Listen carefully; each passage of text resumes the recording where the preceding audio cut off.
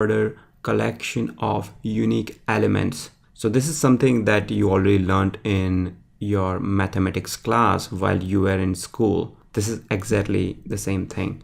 So I'm going to initialize my first set. So let's say I have a basket of fruits and I want to represent that using a set in Python. So this is how I do it.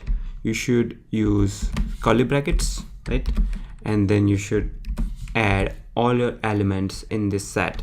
So I have a bunch of fruits that I have placed in my basket. I love mango, by the way. It's summer and in India there are a lot of mangoes coming out and they taste so good. And then I have some repeated elements. So I have 2 apples in my basket, 2 oranges and 1 mango. So I just created a set. When I do type of basket, it is telling me that the type is set. Now let's print the content of basket. When I do that, you notice that orange was present 2 times in my basket, but this one is just showing 1 time. So that's what unique element aspect means. A set doesn't allow duplicate elements, so it will remove duplicates automatically. So set could be useful when you want to have only unique elements for doing anything. Okay, there is another way to initialize set, which is by doing this. So you can just initialize set like this, and then you can add the elements into it. So for example, I'm going to add whatever number, b dot add, sorry, a dot add. Okay, when I print a, I get 1 and 2. All right, now when you initialize the set using the first syntax, which is curly brackets, remember that you don't use empty curly brackets, because when you do that, it is gonna initialize it as dictionary. You see this? And if I have a is equal to something, if I have, as long as I have some content into it, it will always make it a set. Okay, so remember not to use this. Another interesting thing about set is they are unordered, so you cannot use the index. So for example, in basket, I want to access orange. I cannot do this basket 0. This is not allowed. So that's the basic difference between a list and a set. So list allows index operation, set doesn't allow it. List allows duplicate elements, set doesn't allow it. And that's one of the primary use case of set, that whenever you want to remove duplicate elements from a list, you use set. So for example, if you have a list of numbers, right? So I have a list of numbers, and as you see, 2, 3 and 4 are repeated, so they are duplicate. Now when you're doing programming, you will most frequently encounter this need of removing duplicate elements from a list. Whenever you face that kind of situation, you should always use set. And set supports taking list as an input in the constructor. So I'm creating a set object here, and this is my constructor, and I'm passing list as an input, and it is allowed. So when you print unique numbers here, you will see all the unique numbers in the list.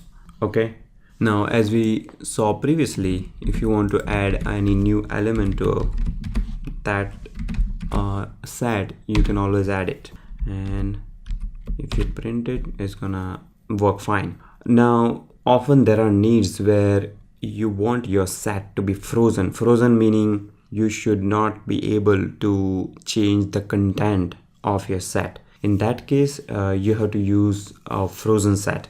So to initialize a frozen set, you can use frozen set, and you can say numbers.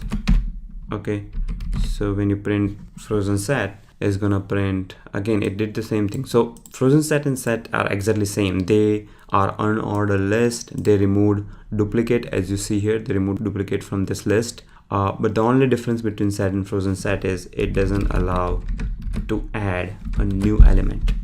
So you saw it's not allowing. So you cannot change the context or content of your frozen set.